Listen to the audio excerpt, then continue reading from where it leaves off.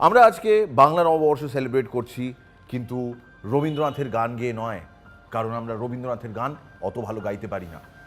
আমরা কবিতা পাঠ করব না, কারণ ওই কবিতাগুলো আমাদের লেখা নয়। সাহিত্য চর্চা করব না, কারণ সাহিত্যে আমাদের ইদানিং একটু একটু হয়েছে, আর অন্যরাও তো সাহিত্য চর্চা করে থাকেন। আমরা স্বাস্থ্য চর্চা করব, যে কারণে বাংলার দুই নাগরিকের স্বাস্থ্য ভালো রাখার জন্য আমরা বাংলা খেয়ে বাংলা নববর্ষ সেলিব্রেট করছি। উল্লাস উল্লাস। এবার তোমার জ্ঞান দাও।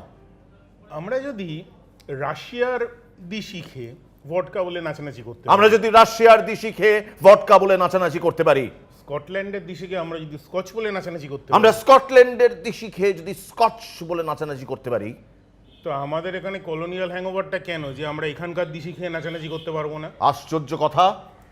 খাওয়ার একবার বাংলা খেয়ে বাংলা নববর্ষ সেলিব্রেট করছে ফুটকা আর ভাইপো। বেশ